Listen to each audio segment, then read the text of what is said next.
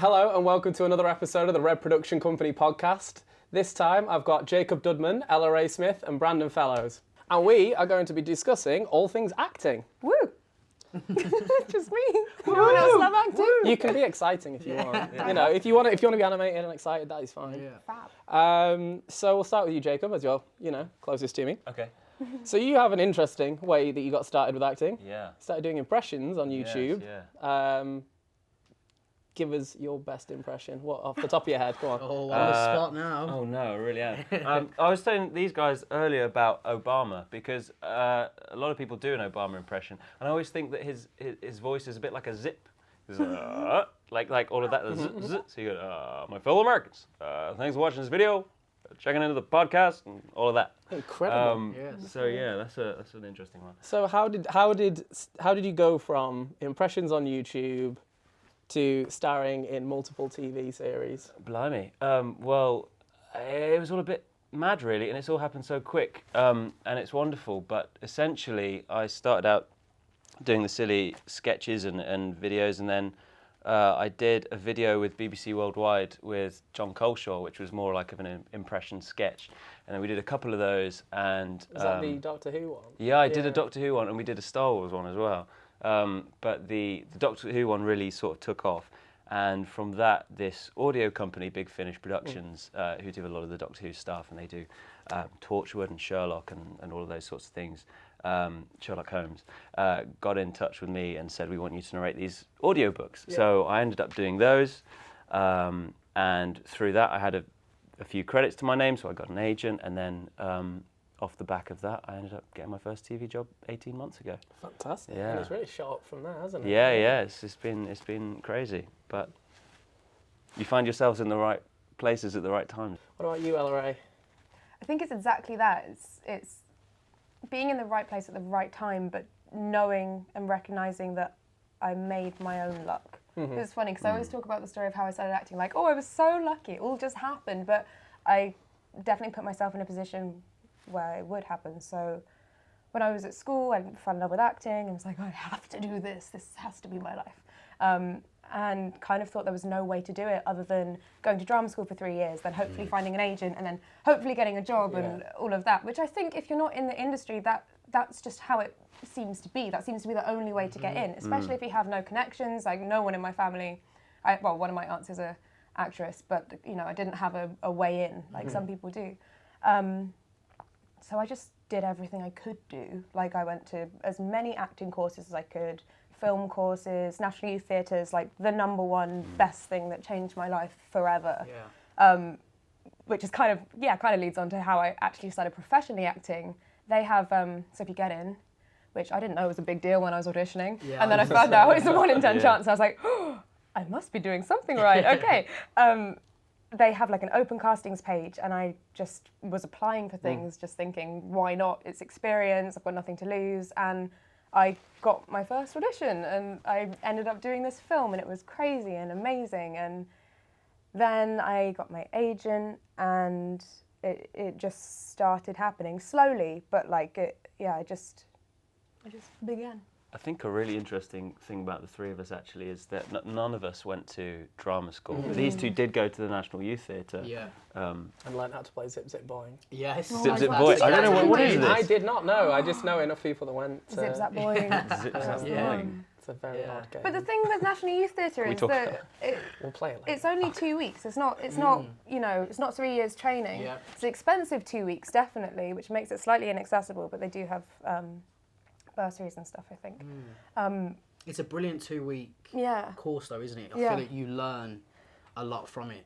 But you don't even, when I was there, we weren't holding scripts, doing lines. It wasn't like what I expected it to be like. We were doing loads of physical theatre and games, and I think that it actually, for me personally, it gave me more as a person, which then gave me more as an actor, rather than teaching me how to act, which is why I think that drama school, while I'm sure it's amazing, and I know lots of people who've been and who've loved it, I kind of feel like the teaching someone how to act thing can sometimes be less useful than teaching someone about themselves and how to come out of themselves in order to be able to act, in order to be able to become other people. I think it just gives you a lot of confidence as well, doesn't it? Like, I remember before me going to National Youth Theatre, I'd got into acting quite young. You know, I did panto, and I went to First Act Workshop, which is a workshop based in Birmingham, which was the sort of like partnership to the television workshop in Nottingham.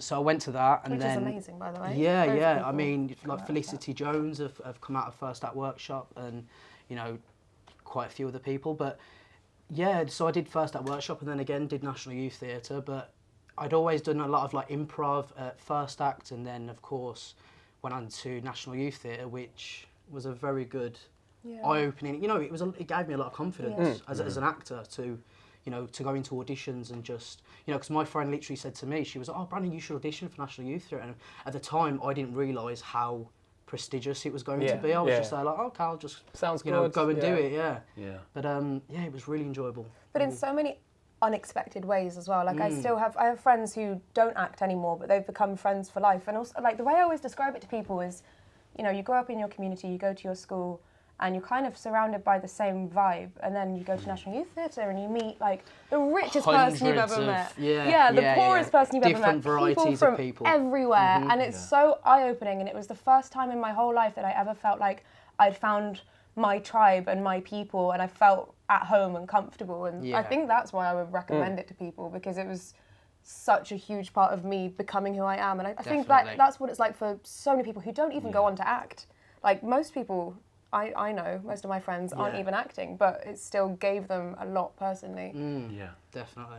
Sorry, big ramble. Love NYT. Absolutely. You're now wishing you went to National Youth Theatre. I regret it every day. I wake up and I still can. That's the thing, is that I still can. Yeah. And I do think that we're certainly not sitting here as finished articles as actors. Definitely we're very fortunate and have done the work to get to what we're doing today in this show for the Red Production Company podcast.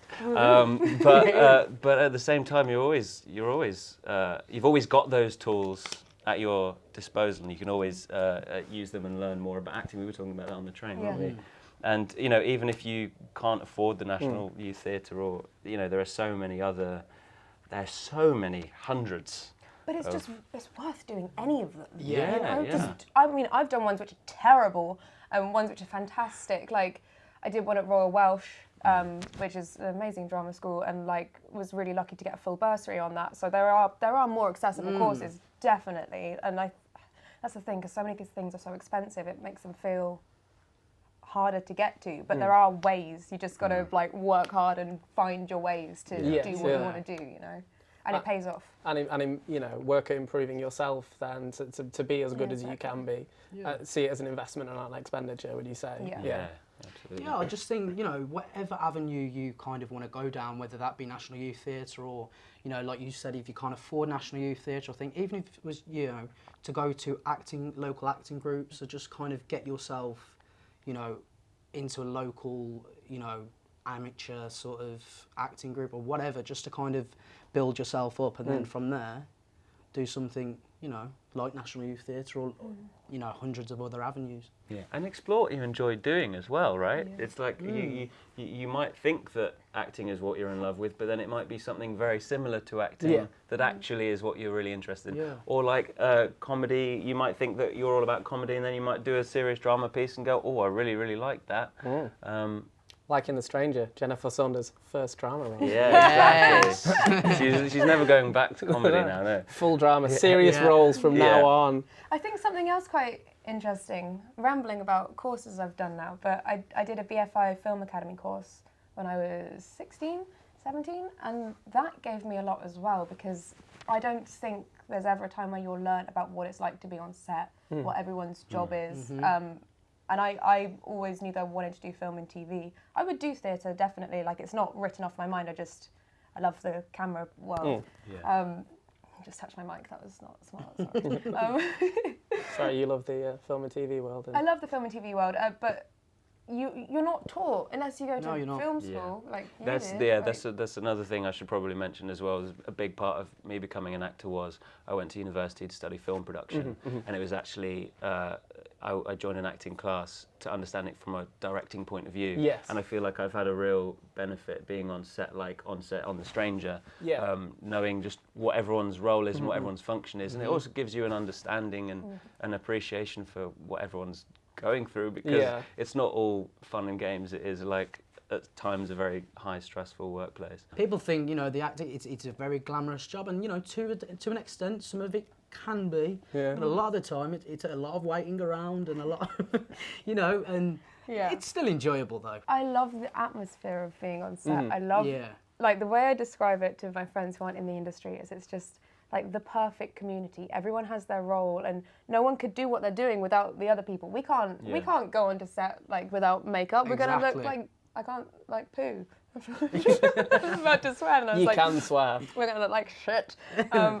I've we marked need- the podcast as explicit, so... Yes. Way. You know, we need our costumes. We need to be lit well. You have to respect other people's jobs. I can't remember where this came from. And there's also That's all ramble. I think there's also a misconception Don't know among a lot of people, specifically people outside of the industry, who think that there is a hierarchy on set. Some people on some sets may believe that there is, but really, when it really comes down Yeah. to it, I do genuinely believe that every cog in the machine is as 100%. important as each other. And Yeah, I mean, I tend to find everyone will just chat. But when someone says, right, it's time to crack on, everyone is straight back Yeah, on it. You know, yeah. there's a really good kind of balance of mutual respect where we can all have fun, we can all have a laugh, but as Yeah. soon as, the cameras are set up or, we're ready to roll, first AD shouts, we're ready to go for rehearsal, off we go, Yeah. And then it works like this perfect machine. We all get together, do our jobs, and create something beautiful together. It's magic. It's the collaboration, everyone coming together that makes the project. It's everyone being good at their job, Yeah. But no it one is- can do it without the other person, sorry. No, I was going to say, but I think I totally agree. There is a real pressure, and I think that a lot of people get very self-conscious about it, and I think that's often a lot where divas come from. And, a lot of actors who are divas, because there is a pressure, and they need everything to be the way that they. But at the same time, like, part of me sometimes thinks that divas are born from being used to the industry, because it is very weird to, I don't know how you guys will feel about this, I'm going to say it, I find it very weird coming to work and there's a car to pick you up and take you from A to B, or you get off a flight and there's a car to pick you up. And it's not normal life, it's not normal life for people to just offer you teas and coffees all the time. It's I think that can build your ego, and that can make you feel like you're more important than other people. So I think it's quite important as actors. Stay grounded. Yeah, 100%. And it sounds like such a cliche thing, stay grounded. But seriously, like, it's odd. It's really odd. Who, like, the Queen is the only other person who lives their normal life with people doing shit for them all the time. Yeah. That's why it's so important to, like, I don't know, I remember one job I was at work all the time, and I hadn't been on a train for ages. And I got on a train and I felt really weird. I felt like just out of place. I was like, oh. And I caught myself and I was like, I don't like this. I don't like that I feel weird on a train. That's not normal for me. I want to, does that make sense? Little ramble? So do you find there's kind of two distinct worlds of when you're acting and when you're not? Do you feel like there is that separation in your life, or? I think it depends. Yeah, I think it depends on the project. Yeah. I think we were talking about this Yeah. on the train. Were you comfortable on the train? I had a great time. Okay, good stuff. I was one of the actors who was sick. Yeah, No, I'm joking. absolutely. Yeah, you were in the different realm. Yeah. I think there is. I'm joking. We were discussing about how different roles come with different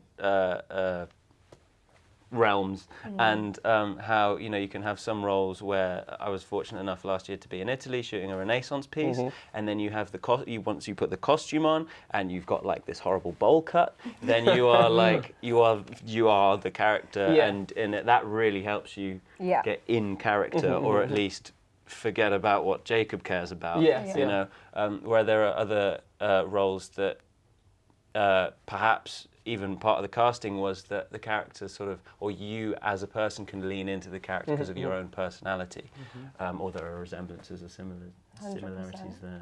I mean, Brandon, you seem to end up playing love interests all the time. Do you feel like that's come from your own personal Well, experience? yeah, I hope Claude in so. the Upstart Crow, Put me on the spot now. No, I think it's just, for me, I mean, obviously I had a role which was a love interest, but I just love doing comedy, and of course, serious pieces are an interest of mine, but also as well I've just always felt that the desire to make people laugh, that feeling. I literally remember being in secondary school and doing a GCSE piece and just having that instant. That's what I love about theatre compared to film and TV is that you get the instant audience reaction like there and then. From whether whether it be comedy and you make the whole audience laugh. Like it's just a really good feeling. That's why I fell in love with acting.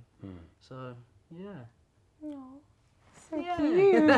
It's almost like you all really like acting. Yes. Which Yeah. is great. I don't care for it. You want to go back to behind the camera? is that Yeah, right? I mean, yeah. Well, it's interesting actually because I never intended to be an actor. I mean, if we're going way back, I wanted to be a footballer. But then, I've had conversations with myself more recently where I've gone, footballing is a sort of it's still the entertainment industry, really. You are performing, and I mean, if I was 7 years old and rolling around on the floor pretending that is an act, that's like modern Shakespeare. I thought I was performing modern Shakespeare, but I do think that the really important thing. I mean, you clearly were in secondary school and you did that, and that was you realised at that moment that you loved acting. Yeah. For me, I had to really sort of try out different things, and YouTube for me was the great platform to do that because I got to make short films, comedy songs, whatever the hell I sort of fancied doing. But through that process, I sort of wriggled the way to, this is what I enjoy most. And it's often never what you expect it to be. I think. So I think there are certainly people who come to it later in life, and then there are people born to sing and dance. Yeah. Want to Well, it's perform. not with footballers though, isn't it? As soon as they get tackled, they're instantly, Oh, all right, okay. I'm really injured. So of course, maybe you learnt from being tackled, or Yeah, that was my drama school. that drama school. Yeah. Yeah. Just your impression of being tackled. Yeah. Oh, Sorry. Serious professionals. Yes, professional. Yes. So we'll go on to something more serious and professional. Great. So you've mentioned your agents. How important do you think it is to have an agent, and at what point do you think it's wise to get one? Because do you get it day one going, I want to act, let's get an agent, or do you spend a bit of time beforehand? I think that you can find roles without an agent. There are websites National Youth Theatre Open Castings, where I found my first film, and I've never used it, but there's another one like Star Now. I think even Spotlight does Spotlight. open castings. But I think it's a lot harder to get a role without an agent. It's a lot harder to get seen for something. I'm very lucky that I have an amazing agent who is just a beautiful person and who's known in the industry and she's been in it for years, which means that people know and respect her, and if she wants to put me up for something, I'm really lucky that people be like, oh, someone who she looks after, okay. So I think... And also, when you're casting someone, it is you're trusting in that relationship, and I think if they're going through an agent, a casting director's going through an agent, it's almost, I don't want to say like, it's definitely not a stamp of quality, but there is like there's something reliable about, okay, Ella-Rae is with Independent. United. Come on she's now. with United, but United, they're like, oh, well, she's with United, so she must be good. Yeah. Is the At the same time, misconception. there are great agents who aren't from huge agencies. Sure, yeah. But I think there's also so much more stuff.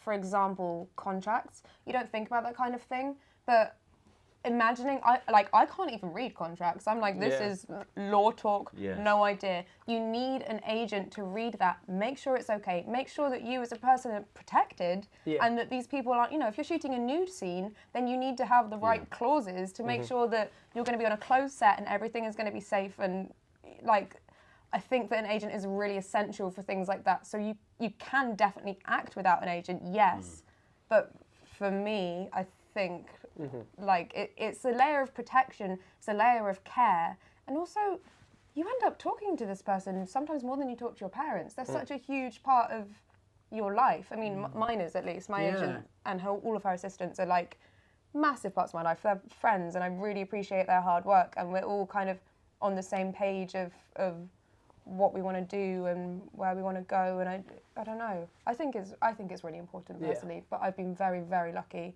I've had experiences with bad agents as well, which is a whole other story. Not for this podcast, but But you know, like for me, as an actor, I think it can be quite hard to sometimes get an agent if you don't have a show reel. Yes. Now, you know, for anyone who is watching this that you know is an actor and who is like, well, how do I just get an agent? You know, like for you, example, like you make your own, you know, little sketchy or you know, little things like that. So, you know, for an actor who is, you know, think, oh, well, you know, because of course you've got to email that agency or, you know, sometimes be specific of what agent, you know, you would like to be represented by and maybe have a look at their client list. You know, like for me, for example, you know, like I, you know, love comedy, so maybe I'd go onto that agent's client list to just see what sort of people that they represent. And then from there, just kind of, just try and make, you know, theatre, you know, invite agents, you know, to a theatre production that you're in, invite them and just, of course, there is an element of that thing where you kind of have to be a little bit annoying and be a little bit like, come and see me in this show, like, come and see me. But, you know, as soon as you just kind of put yourself out there and just, you know, stay busy sort of thing and create things, you know, it's gonna, you know, your time will come. Yeah. Being proactive is definitely. You know, I get people asking, you know, how do you get that show reel together at the start before you've really been in anything? Yeah. I guess you were able to be in have you been in any of your own short films? But well, none of them made it into my show because none of them were good enough. But certainly you can take monologues and duologues and any sort of scene from it. I personally would advise against a TV show, but if there's something from a play that you like or whatever else, you can just. I mean, I got a few of my friends together.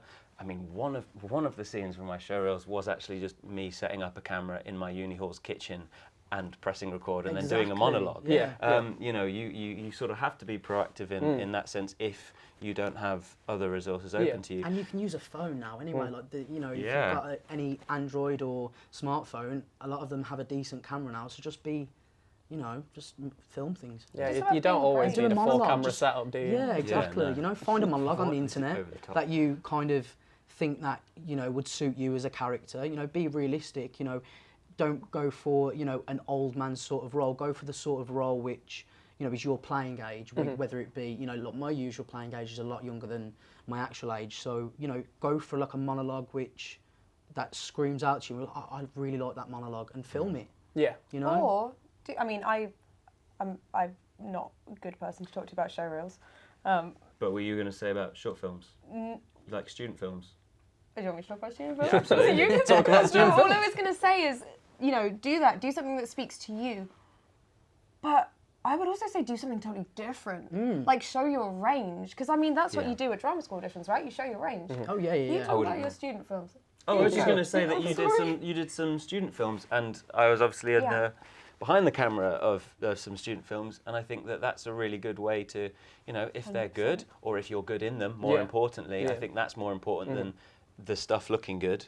But I still do student films. I love doing student films. Yeah, I find them really fun. But I know that lots of them don't cast from big agencies and will look for actors on things like Star Now or do open castings or whatever. Yeah. Also, casting directors this isn't about show reels, but it's just popped into my mind. I've noticed nowadays, social media world, some casting directors posting about open casting calls. On Twitter and everything like that, So get familiarised with who casting directors are and follow them and see, because you might be the right person at the right time for something. Like, it's very worth keeping your eyes out. Sorry, random thought, totally off topic. Back in the day. Another acting secret, a lot of the time when you audition for things which are like really big, you get fake sides, not from the script. It's just something someone's made up. Yeah. Which can be fun, but can also be slightly confusing, because you read a character description and be like, oh, so they're really dark and mysterious. Then you read the fake sides and they're hilarious, and you're like, okay. Unless you just got a very dark sense of humour. Could be that. Yeah. That's why you didn't get that role. What else should we talk?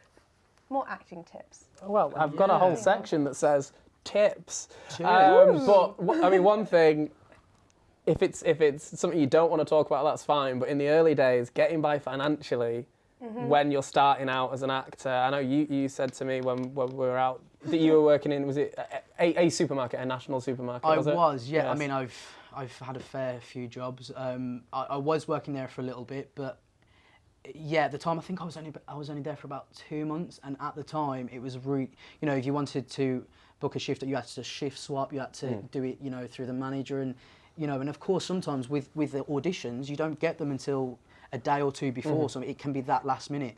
And I remember having to call in sick, and then ended up getting that acting job. And even then, when I got the acting job, my manager was just not having it, and he was just like, "No, we need you in," and I was just like, "No, no." But yeah, no, as well. Of course, you need, as an actor, you know, it's consistency of work, and you know, you need to be creating an income alongside that when you're not in work. You know, I was working in a nursing home for about 6 months because a family member's girlfriend worked there. I was working in the kitchen, and You're a chef. I was obviously like preparing the food and all of that sort of thing. But I Hang on. Yeah, wait, hang on. oh good. But yeah, no, of course it's, you know, if I needed to go to audition, she would then cover my shift for me. Yeah. So you know, it's just the little things like that. And I tried to keep my normal job for about a month, and then it just wasn't happening. So I worked in a shop, like a little cute independent shop, and that's how I funded going to all of my acting classes. So I work in the shop on Sundays, and then I started taking up Saturdays. So I worked Saturdays and Sundays as I started doing more acting classes, and then it got a bit crazy. Then I would, if I had a free period at sixth form, I would go to the shop and work. I worked as much as I could to save as much as money as I could to be able to afford to go to acting courses. But then, very luckily for me, when I started full-time acting, I also started modelling. So I had a way to make money that was also flexible, that tied in with acting. And those two jobs go really well together. So I've been very lucky that I have, you know, another way to make money, and I haven't gone back to working in a shop. I like working in a shop. It was great fun. yeah. It was so much fun. I was But, you friends know, with this everyone. is what we love to do. So Yeah. you know, you need to try and find ways to, you It's know, really because hard with you know, money, though. especially if you're not from, you know, one of the major cities where a lot of the auditions are going on, like, you know, Manchester now. There's a lot of things being filmed here, you know, and a lot of auditions are, you know, in London. But you know, of course, if you're not from London, you know, you need to save money for, you know, travel and you know, auditions and things like that. But I just, you know, advise, just, you know, stick it out and just try and, you know, work alongside. I think there's a lot of Keep yourself busy, you know. Yeah, there's a lot of things you have to learn about money as well, though, because, you know, for some reason, school doesn't teach you how to pay taxes.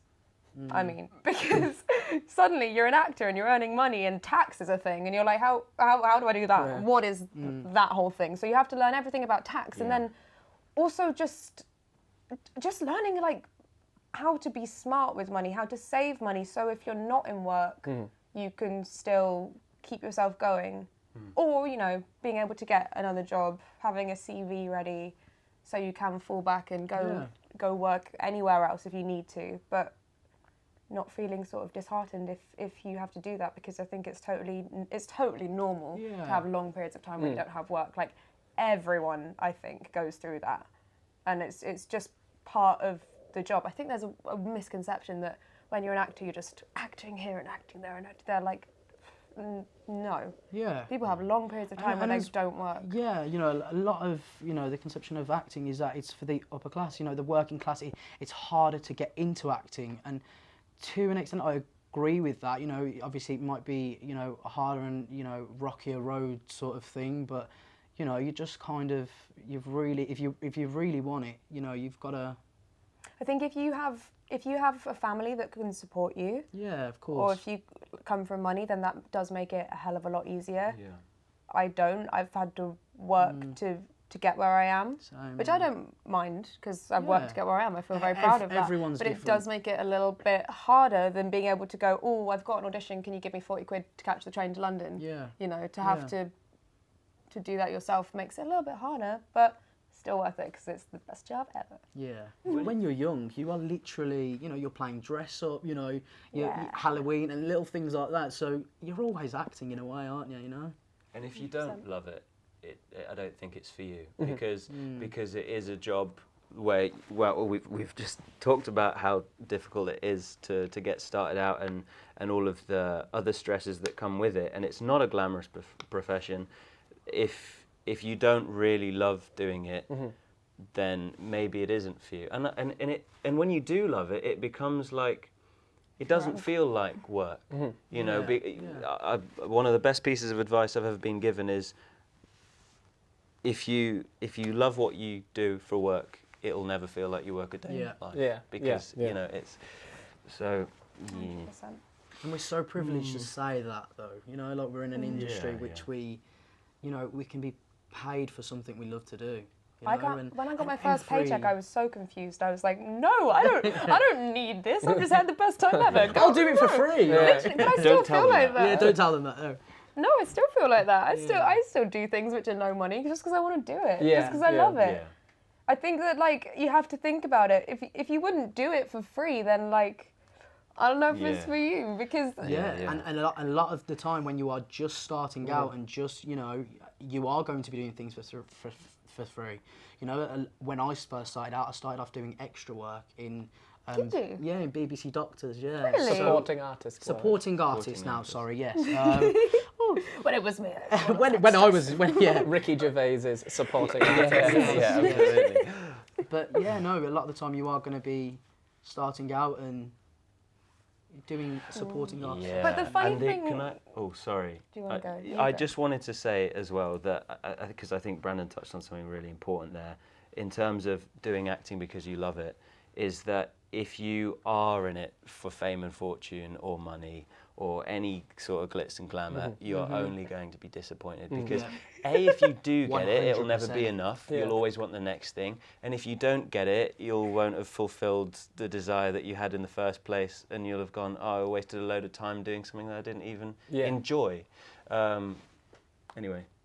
I was just going to say that there's a funny thing about, I don't think it's just acting, I think it's artists generally, freelancers, about knowing your worth.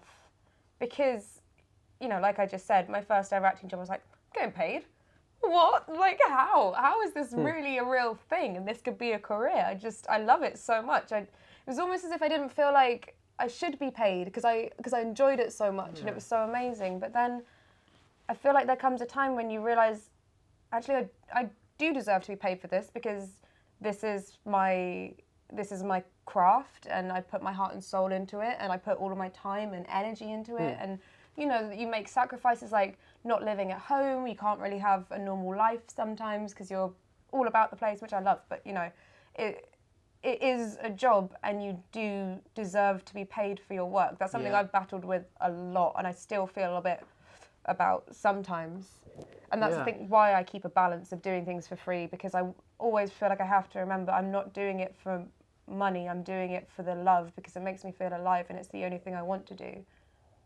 Sorry, ramble. So I mean, you were talking earlier about keeping grounded. Do you think doing work for free as well gives you that sense? Because I'm guessing there will be less taxis and 100%.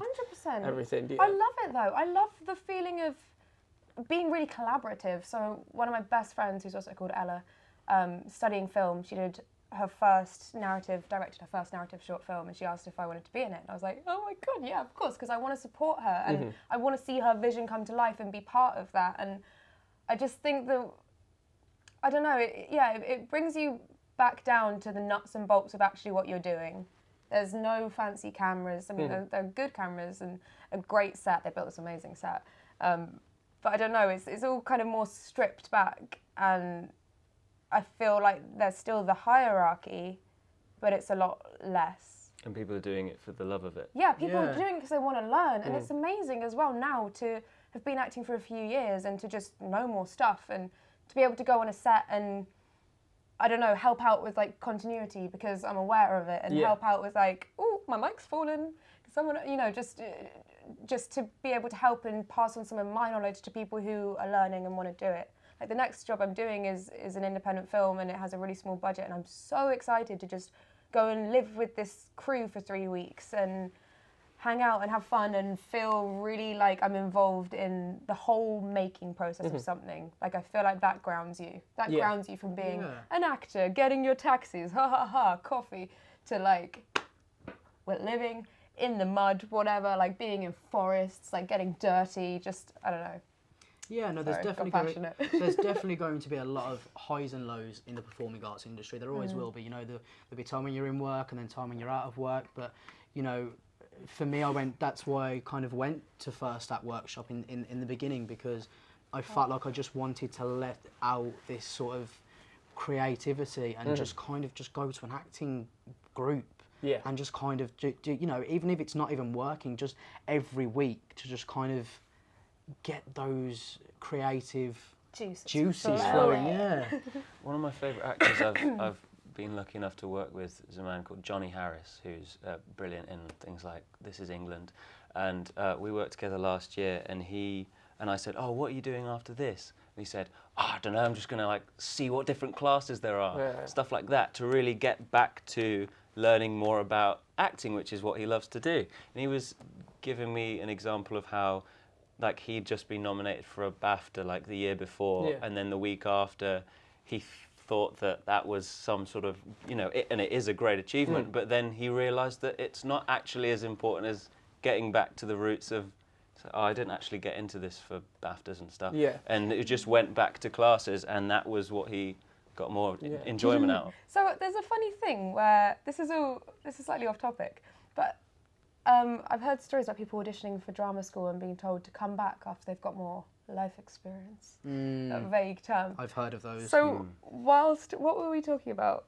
Going to classes and stuff. Whilst that's great, I also think just like living life, like for me it's travelling, it's going and seeing new places and new things. It makes me feel, something else that makes me feel really alive. I think that's a really important thing to do. Yeah. I mean, I don't know if I want to say that. I don't know. I don't feel like the person to say it's an important thing to do as an actor. Yeah. But I kind of feel like it is, to see the world and see different people. Meet new people. Yeah, I mean, if you're becoming different people, then you've got to see everything that's out there. Understand different people. Yeah, exactly. And observe nature as it is. Without sounding weird, but yeah, you've kind of got to be a people watcher. I mean, you're not literally sitting there watching, but I mean, that is basically what Hannah John Kamen does in The Stranger. Yeah, pretty much. Told you I'd No get it. spoilers. Watch The Stranger. But yeah, no, it is. Yeah, people watching. I also think it's important that to say that there's not one way to act, and to observe 100%. nature and get different perspectives and different people's viewpoints, I think is so important. I think that a lot of actors, especially people starting out, but I think it doesn't matter what point in your career is, I think a lot of actors do have the neurosis, but what if I'm shit? And I think, and that is because there are so many different techniques and so many different people tell you what good acting is.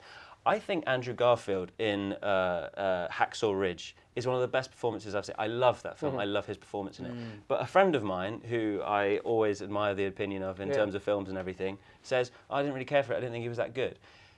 What is good acting? I mean, there are so many different ways. Subjective. To exactly. Yeah. And I think that, I'm tangenting, but what was I... You put me off, Brandon. I was on a roll. But I think that there is this misconception that, well, there's...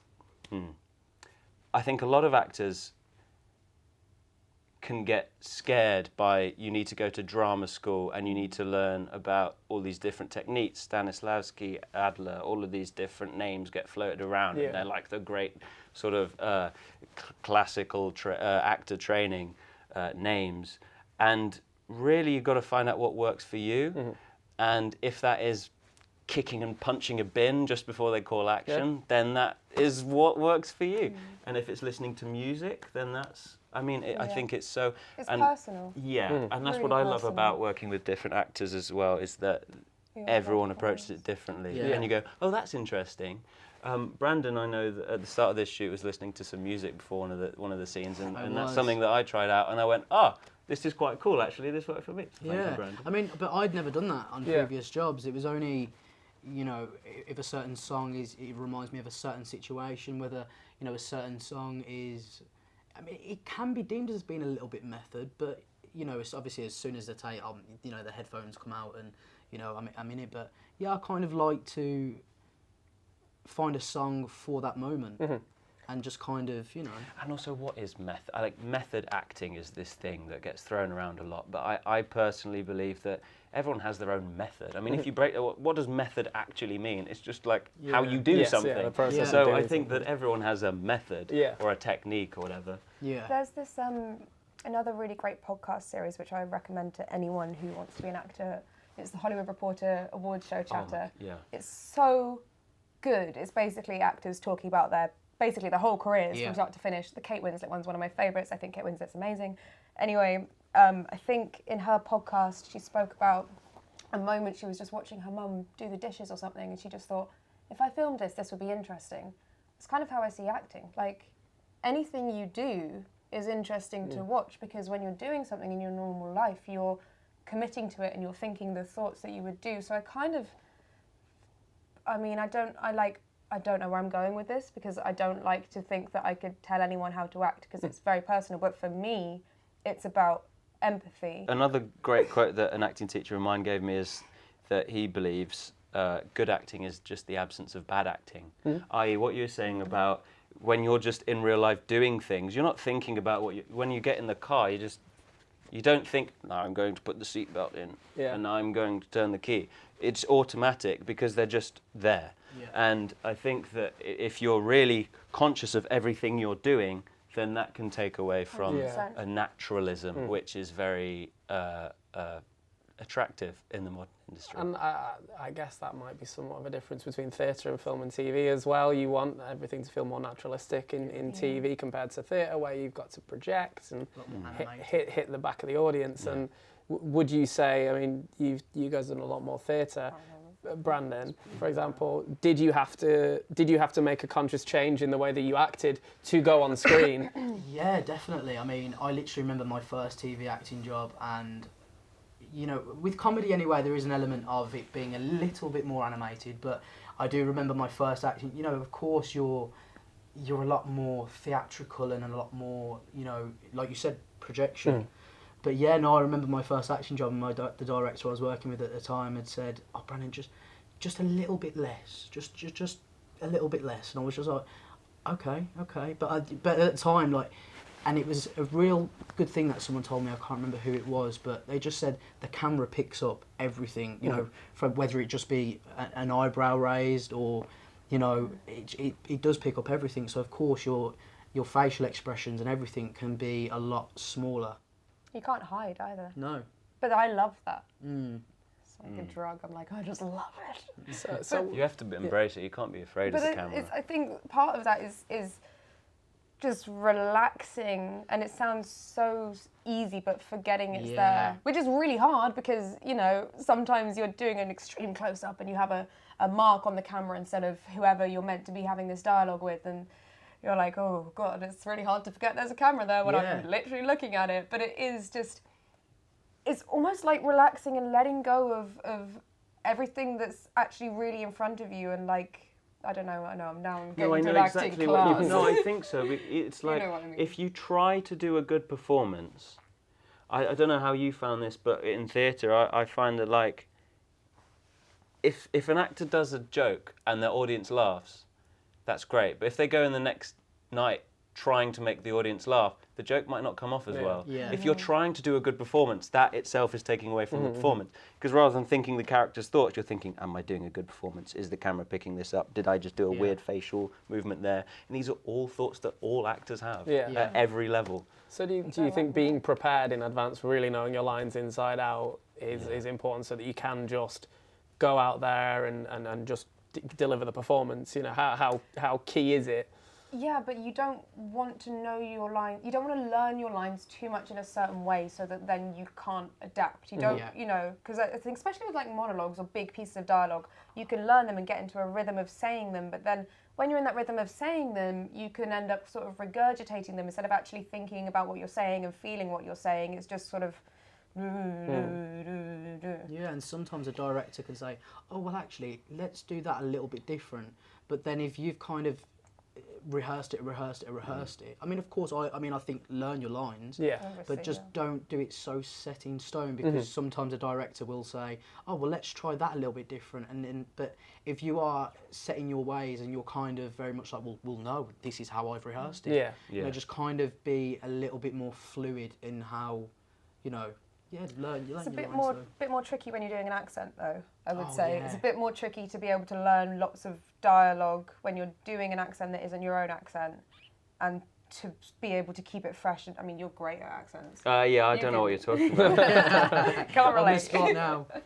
But And I guess whereas with theatre, you have your scripts, generally speaking, whereas with TV, you're going to get amendments to scenes and things Yeah. like the lines themselves are going to be changing, so you can't have them too locked down because suddenly that line's been changed to this or that line's been changed to that. yeah, and usually with theatre you have a lot more rehearsal time, you know, like Yeah. sometimes you can be rehearsing for a couple of months before the show is even on, whereas on set, you know, you do get rehearsal time, but it's obviously not as much. But you know, but that's what I love about TV, is that literally in the moment you can just play around with, and you know, like you can do so many different takes, and you can do that line how many different ways you want to deliver that line. Yeah. So yeah, that's the beauty of TV and film. Yeah, and in that instance, I think the important preparation to do is the work on your character. If you don't have time to go into rooms with other actors and talk about how you want to do this and talk to the director as well, importantly, then I think if you're doing your own prep, the only prep you should really bother with, in my opinion, is the prep on your character, because only you. That's the one thing. Unless you know the writers come in and the director, which can happen, comes in and say, actually, we don't think that that's right for your character. I think that's all the prep you can do, because then if you are on set and they say that's not how we imagined this scene to play out, you can go, oh, I see how that relates to my character now, rather than, oh, that's how I imagined I would say that line. I think knowing your character is just as important as knowing your lines. Yeah. 'Cause the lines are nothing without the character. I had a audition the other day where, sorry, was someone going to say I was just going to say, I find it much easier to learn lines once you know the character, because then you understand why they're saying that, because it's backed by whatever thoughts are going through their head. Yeah.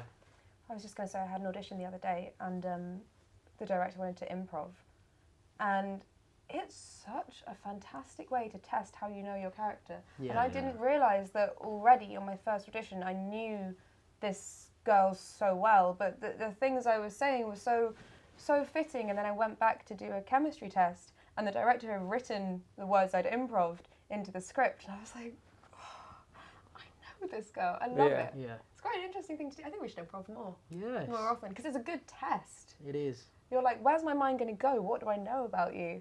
Just exploring a person, creating them, And going back to that, that's where kind of going to acting groups and workshops and things like that, you know, and to be able to practice those skills of improv and, you know, little things like that. For anyone watching who doesn't know about Spotlight, I think that's the #1 tool for actors trying to get into the industry. If you don't have but you have to have an Spotlight, then- agent. You to have get to into also Spotlight. have 5 professional credits Oh, yeah, to 5 get credits. onto Yes. Spotlight, yeah. And that can be a bit cat and mouse as well, because it's like, how do I get the roles if I don't have Spotlight? How do I get Spotlight if I don't have Yeah.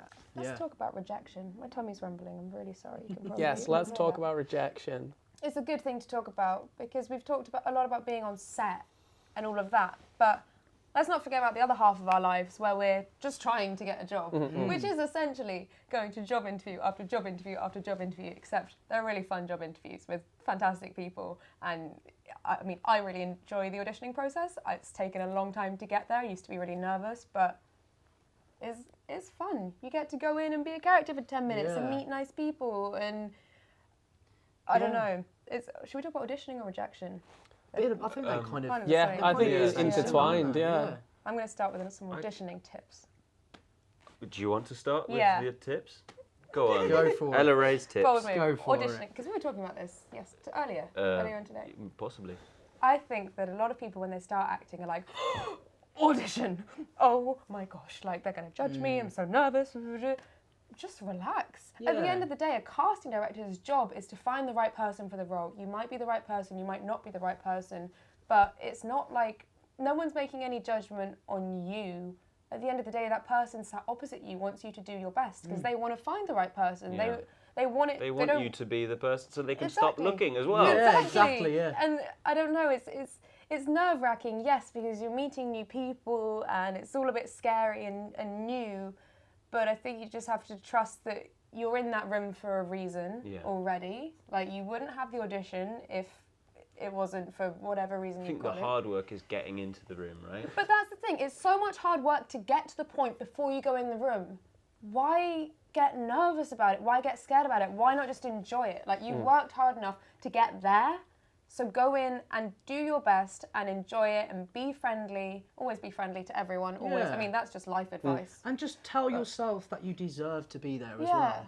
Of course, like, you know, don't become sort of obnoxious and be like, oh, you know what, but just to have that little bit of self-belief and just be like, no, do you know what, you know, of course, getting to that point, like you said, is important. But yeah, just to, you know, to say, I deserve to be here. Yeah, go me. I got here. I deserve to be here. I'm going to go in. I'm going to do my Do the best. best, yeah. And if it goes my way, if I get a recall, whatever, then that is amazing. But for me, even just the chance to go up for some of the things I get to go up for, that's amazing. And I feel so overjoyed and so grateful that I have the opportunity to even be in the room with those people.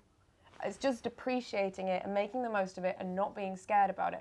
I mean, that's how I feel about it. I enjoy it though. Sorry, you go. No, I was just going to say, like, my mantra at the beginning when I was first going for auditions was, when I get into the room, I'm going to relax, come into the present and enjoy. Because what else is the point? Why, if you're not going to enjoy it, then there's no point in doing it, right? But I think as well, there's the word rejection is used a lot, and I have perhaps an unpopular or not a very well-spoken opinion, I think, about rejection, in that when you're auditioning for something, people say, oh, you have to face like 10 rejections before you get one. I don't really see it that way, because if you go into the room like you've got nothing to lose, because you haven't, because there's only something to gain by getting a role. If you're coming from a place of appreciation for the things that you do have, whatever that may be in life, then you have nothing to lose, and you're not sort of reaching for something. If you go in really trying to get that role, I think that you can almost create a distance between yourself and it. Yeah. But if you just go in there and you just enjoy it, and you appreciate yourself and the situation that you're in, then I think that's when you really just enjoy yourself and shine. Would you not use the word rejection then? Would you just be like, oh, I haven't got it? Yeah, well, my, I mean, my life hasn't got worse as a result of it. It can definitely feel like rejection if you, I don't want to say allow it to, because it's, I think different people will see it different ways. Some people might see it as, I went up for the role and they didn't think I was good enough. That's very rarely the case. They're looking for someone who may be a different height or a different hair colour, or just worked better with a different actor that they'd already cast. There are so many reasons why they would reject you. But I think if you take it as rejection, then it's a very negative mindset to take into other auditions as well, and that can spiral out of control, and then you can have rejection after rejection after rejection. You wonder why you're doing this in the first place. And also then you become the victim. If you're constantly being rejected, then you are the victim in this story, when actually you're the winner for being able to go in and audition for these things. I think I'm not going to call it rejection anymore. I don't think that is the right word. It's just that it's not the right role for you, and that's fine, because there will be one, just not this one. And if we're getting deep, everything happens for a reason. Exactly. So we're going to do a mass marketing campaign to rebrand the term rejection. Yeah, Off the back of this. Yeah, absolutely. Yeah. And it starts right here on like the Red that. Production Company podcast. Yes! You know, another thing I would say as well is that even though you might not get a role, you've still gone in the room, and that's a huge achievement to have gone in. We've already discussed that. Fab. Go you. But also, you've met that casting director. That's another person who knows who you are. If you've had a nice chat with them, then, I don't know, hopefully they'll remember that. And you're going to see them again. It's a pretty small industry once you're in it. So it's always worth going to an audition. Even if you don't like the material, you think that's not for me, it's worth going to build up that relationship. And it feels really nice to, I don't know if you guys feel this, but I feel like I've been in the industry a while now, and it feels really nice to go to audition and say, oh, hi, how are you? Haven't seen you in a year, to kind of feel like you're in a community, because acting is a world where suddenly you're in a community for 5 months, like us, 5 months, we're a little family making a show, and then it ends, and then that's gone, and suddenly you're just freelance again and trying to get another job. So to feel like you're constantly in a community of the casting directors and all of that that's going on is, I don't know, I find that a really nice feeling in what can be quite a lonely job. Acting tips. Acting tips. Just breathe. Just breathe. Just breathe. Take one of those really sort of in through the nose, out through the breath before you go into the room, and just breathe. I don't know why you're laughing. It's a good tip, guys. Look, it's a good literally tip. it It's is. just set me off for no reason. No, just You need to breathe. just breathe. I will, Ella-Rae, hang just on. breathe. In through the nose, Oh, hang out on. through the mouth. One of those ones, yeah. And Oh just my go God. into the room. I'm nice, ready to calm. act now. I'm going to Yeah, have to there we go. go. You There sound we like go. you're being sarcastic. But I am. Yeah, what's the rest of your adjectives? Oh, I First don't of all, know. breathe. First up, You put me breathe under is a good pressure one. Don't take the mick out of breathing. I Breathing wasn't is a taking the great mick. tip. It's Brandon. He tickled me. You know how it is. Okay. I don't really know. Go on, deliver them in a punchy way. Brandon's tips, number 1. Dun, dun, dun, Ah, dun. put me under pressure. I don't know now. We'll just put a big 1 over your face and, Yeah. then you deliver the tip. Breathe. 2, I don't really know. Just kind of, again, just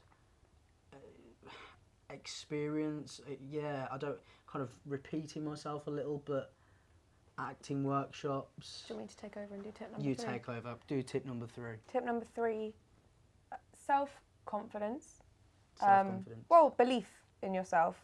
Yeah, you've got to believe in yourself And trust. and trust in yourself. Patience. Oh, Yeah. They're all coming out intuition. now. 100% intuition. If something feels right, it's right. If something feels wrong, it's wrong. You know when you know. Yeah. A lot of the time in this industry, it's a lot of waiting around. You can go to an audition and not hear of anything from it for, a month or whatever. So patience Ooh, I've is got a good a one. definite big one. This is actually quite a good one. So, no, it's not that the other ones are bad. Okay, just thanks, like thanks. I couldn't think of anything. Then one came and I was like, ooh, go me. Nothing was bad. Breathe is my personal favourite. Anyway, I wasn't taking the piss out of it. Don't become obsessed with it, which sounds really simple, but I think like my first 2 years of work, I was like, acting, it makes me feel so alive. I want to do it all the time. And that's kind of unhealthy because you can't have your happiness rely on whether or not you're employed. Like your happiness has to come from you, and you have to have a life outside of acting. For such a long time, I'd focused on being able to be an actor, and suddenly I was an actor, and I was like, oh my god, I'm obsessed. That's it. That's my whole life. It is your life, yes, but it's your job, and you need to, I don't know, Separate the two. separate the two. Definitely. Yeah, and things like, sometimes you get an audition and you fall in love with the project, you just think that would be the best thing ever and I am the person for that role, and it might not happen. It's not up to you if it happens or not. You have zero control. You've gone in, you've done your bit, and then as soon as you leave that room, you just need to try your best to let it go. Easier said than done, but if it's something to remember, because there's no point sort of tormenting yourself. I think you can torment yourself a little bit, Googling, like, has this been cast yet? Like, Yeah. no. And also to just, I've said it before, but just be nice to everyone Yeah. all the time. Because, first of all, why would you not be?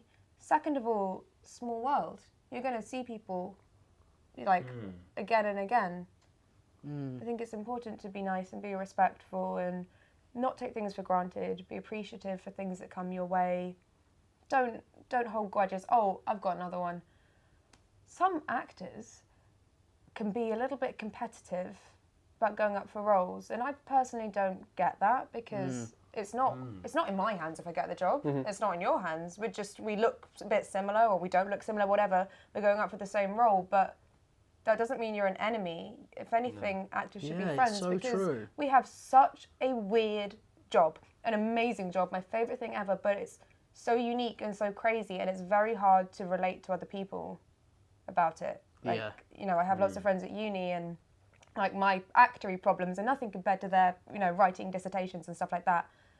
I think to become friends with other actors is incredibly important. I'm so grateful for my other friends who are actors because they're the only people I can really talk to about all of this crazy stuff I experience. They're the only people who really understand. So, yeah, not treating other people in your age bracket going up for similar roles to you as enemies or the competition. Definitely. They're just in it with you. You're just doing the same thing together, and it's not their fault if they get the role. It's not your fault if you get a role. It's just, it is what it is. There's so many times I've been to auditions and I've just ended up chatting to someone, then we make friends, and then I'll bump into them again, and it gives, again, that sense of community. Thank you for watching this episode. It's been an absolute pleasure. It's been wonderful having you guys. I hope you've enjoyed yourself. Please remember to like and subscribe and follow us on social media to make sure you keep up to date with all the other podcasts we're going to be releasing. Thank you for having us.